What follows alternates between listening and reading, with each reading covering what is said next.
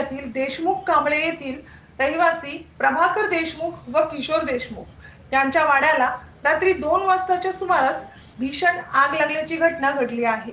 या आगीमध्ये वाड्यातील 12 गुरांपैकी 9 गुरांचा होरपळून मृत्यू झाला आहे। आगीमुळे वाडा जळून खाक झाला आहे आणि गुरांचा मृत्यू झाल्यामुळे मालकाचे मोठे नुकसान झाले आहे।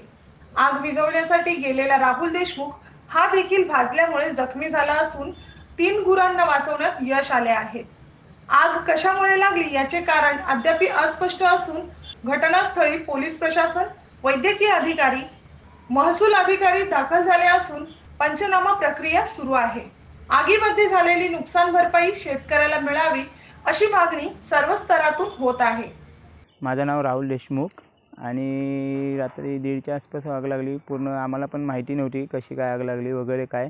आम्हाला पण तिकडून वरतून फोन आला की आग लागली म्हणून वाड्याला तुमच्या, आणि तसंच आम्ही आलो पळत बघितलं तर तरी सगळी गुरांची नुकसानी झालेली आहे। सगळं जनावरं वाड्यामध्ये होती, किती नुकसान झालं? 9 जनावरं आतमध्ये वाड्यामध्ये होती। जवळजवळ 7 ते 8 लाखाची नुकसानी झाली। वाड्यात पेंडा वगैरे पण होता आणि गुरं पण पूर्ण दगावलेली। कशामुळे आग लागली असेल का? काही कारण स्पष्ट हेच नाही आहे, काय समजलंच नाही कशामुळे वगैरे लागली आग, काहीच नाही। प्रशासकीय अधिकारी आता सकाळी जसे फोन केले तसे तातडीने येऊन गेलेले आहेत। आता माने साहेब PSI MIDCचे महाड पोलादपूर तालुक्याच्या आमदार आदरणीय बरेचसे गवळणे यांच्या मिसेस याही येऊन गेल्या।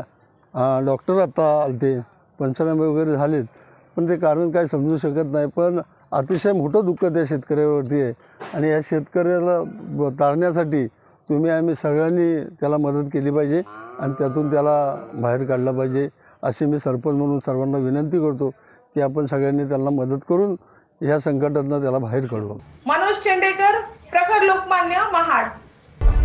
संपूर्ण महाराष्ट्रातील परखड बातम्या पाहण्यासाठी आमच्या प्रखर लोकमान्य न्यूजला सबस्क्राइब करून बेल आयकॉनवर क्लिक करायला विसरू नका।